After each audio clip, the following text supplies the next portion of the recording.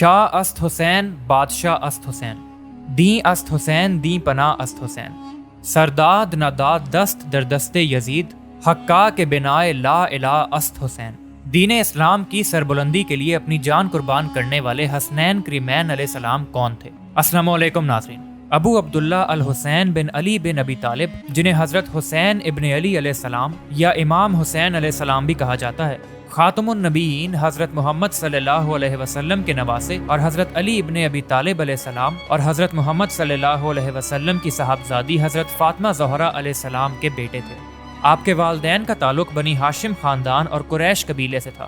بنی ہاشم مکہ کے ایک ممتاز اور نسلی گھرانے سے تھے۔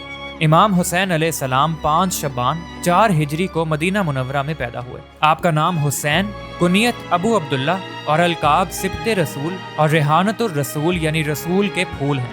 حضرت محمد صلی اللہ علیہ وسلم نے آپ کا نام حسین اور شبیر رکھا اور آپ کو اپنا بیٹا فرمایا۔ امام حسین علیہ السلام کی پیدائش پر حضرت محمد صلی اللہ علیہ وسلم نے ان کے دائیں کان میں اذان دی اور بائیں کان میں تکبیر پڑھی اور اپنی گھٹی دیتے ہوئے دعاؤں سے نوازا۔ 7ویں دن آپ کا نام حسین رکھا اور 2 چھتروں سے عقیقہ کیا اور آپ کی والدہ حضرت فاطمۃ الزہرا علیہ السلام سے ارشاد فرمایا کہ امام حسن علیہ السلام کی طرح ان کا سر منڈا کر بالوں کے برابر چاندی خیرات کریں۔ واقعہ کربلا کا آغاز امام حسین علیہ السلام کی ولادت سے ہی ہو جاتا ہے۔ امام حسین علیہ السلام کے بارے میں حضرت محمد صلی اللہ علیہ وسلم کا ارشاد ہے کہ حسین مجھ سے ہیں اور میں حسین سے ہوں۔ جو حسین سے محبت کرے اے اللہ اس سے محبت کر۔ حسین میرے اسبات میں سے ایک سبت ہے۔ حضور صلی اللہ علیہ وسلم اپنے نواسے سے محبت کا اظہار کیا کرتے تھے، جیسا کہ کسی نانا کو کرنا چاہیے، لیکن اس محبت میں کچھ زیادہ الفت اور لگاؤ تھا۔ کئی بار جب امام حسین علیہ السلام چھوٹے بچے تھے اور مسجد میں داخل ہوتے تو وہاں حضرت صلی اللہ علیہ وسلم انہیں اپنی گود میں بٹھاتے اور اپنے ساتھیوں سے فرماتے کہ یہ حسین ہے، اسے دیکھو اور یاد رکھنا۔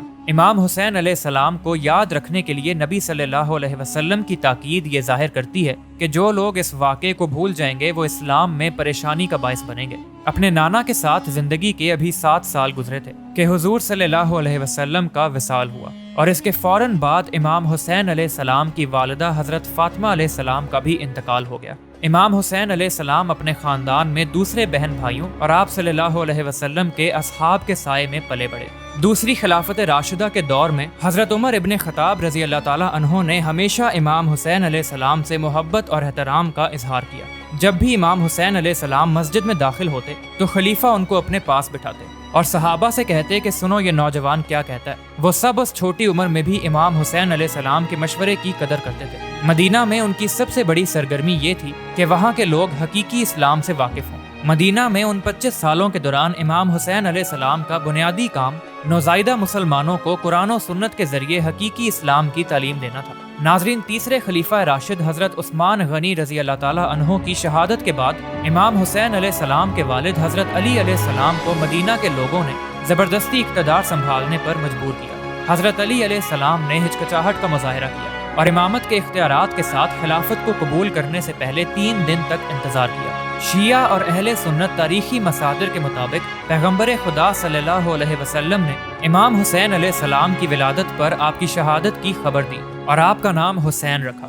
رسول اللہ صلی اللہ علیہ وسلم امام حسن بن علی علیہ السلام اور امام حسین بن علی علیہ السلام کو بہت چاہتے تھے اور ان سے محبت رکھنے کی سفارش بھی کرتے تھے۔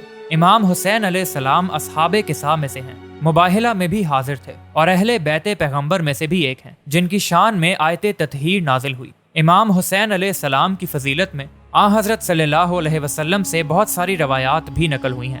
انہی میں سے یہ روایت بھی ہے کہ حسن اور حسین جنت کے جوانوں کے سردار ہیں۔ حضرت محمد صلی اللہ علیہ وسلم نے حضرت ام سلمہ رضی اللہ تعالیٰ عنہا سے فرمایا، آج ایک خاص فرشتہ ملاقات کے لیے آ رہا ہے، کسی کو اندر مت آنے دینا۔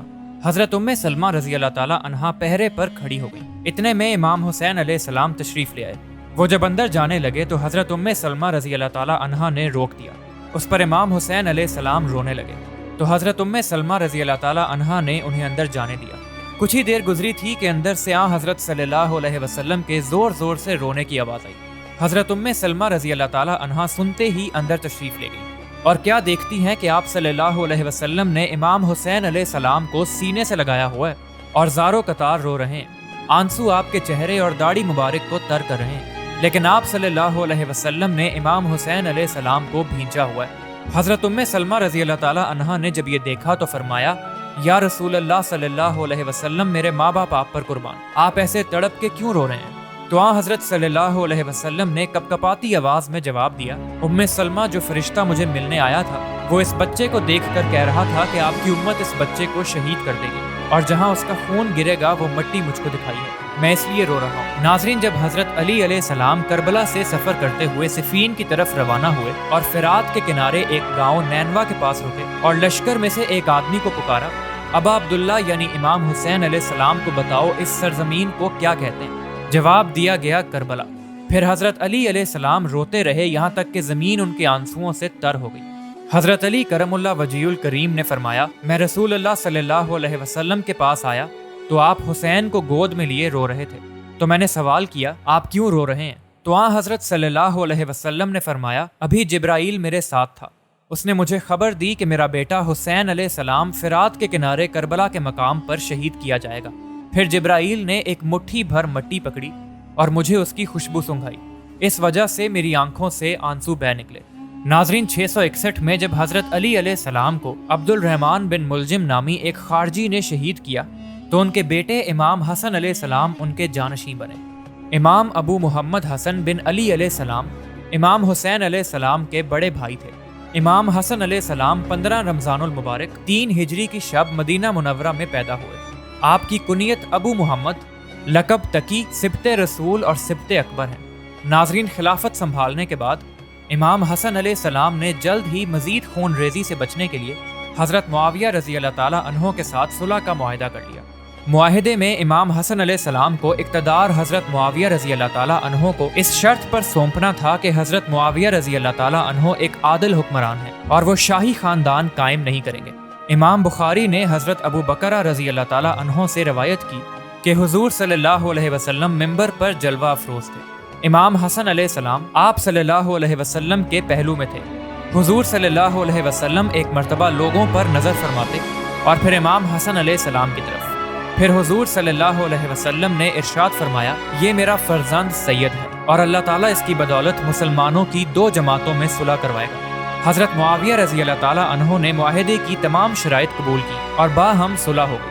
امام حسن علیہ السلام نے تخت سلطنت حضرت معاویہ رضی اللہ تعالیٰ عنہ کے لیے خالی کر دیا۔ یہ واقعہ ربیع الاول 41 ہجری کا ہے۔ اس کے بعد امام حسن علیہ السلام کوفہ سے رحلت فرما کر مدینہ منورہ میں جا بسے۔ بعد ازاں امام حسن علیہ السلام کو زہر دیا گیا۔ زہر اس قدر مہلک تھا کہ اس نے امام حسن علیہ السلام کی آنتوں کو کاٹ ڈالا۔ زہر کی وجہ سے 40 روز تک آپ علیہ السلام شدید تکلیف میں رہے۔ قریب وفات جب آپ کے پاس آپ کے بھائی امام حسین علیہ السلام تشریف لائے اور دریافت فرمایا کہ آپ کو زہر کس نے دیا ہے تو امام حسن علیہ السلام نے فرمایا تم اسے قتل کرو گے؟ امام حسین علیہ السلام نے جواب دیا بے شک۔ امام حسن علیہ السلام نے فرمایا میرا گمان جس کی طرف ہے اگر در حقیقت وہی قاتل ہے تو اللہ تعالیٰ منتقم حقیقی ہے اور اس کی گرفت بہت سخت ہے، اگر وہ نہیں ہے تو میں نہیں چاہتا کہ میرے سبب کوئی بے گناہ مارا جائے۔ مجھے اس سے پہلے بھی کئی مرتبہ زہر دیا گیا لیکن اس بار کا زہر سب سے زیادہ تیز ہے۔ امام حسن علیہ السلام نے 5 ربیع الاول 49 ہجری کو مدینہ منورہ میں وفات پائی۔ وفات کے وقت امام حسن علیہ السلام کی عمر 45 سال 6 ماہ تھی۔ غریب و سادہ و رنگی ہے داستان حرم، نہایت اس کی حسین ابتدا ہے اسماعیل۔ ناظرین، امام حسن علیہ السلام کہاں دفن ہونا چاہتے تھے؟ یہ اور امام حسین علیہ السلام کی خلافت کے بارے میں ہم جانیں گے اگلی ویڈیو میں۔ ویڈیو کو لائک ضرور کیجیے گا اور اگر آپ ہمارے چینل پر پہلی بار آئے ہیں تو چینل کو سبسکرائب ضرور کیجیے گا تاکہ آپ کو ہماری اگلی آنے والی ویڈیو کا بر وقت نوٹیفیکیشن مل سکے۔ ملتے ہیں اگلی ویڈیو میں، تب تک کے لیے اللہ حافظ۔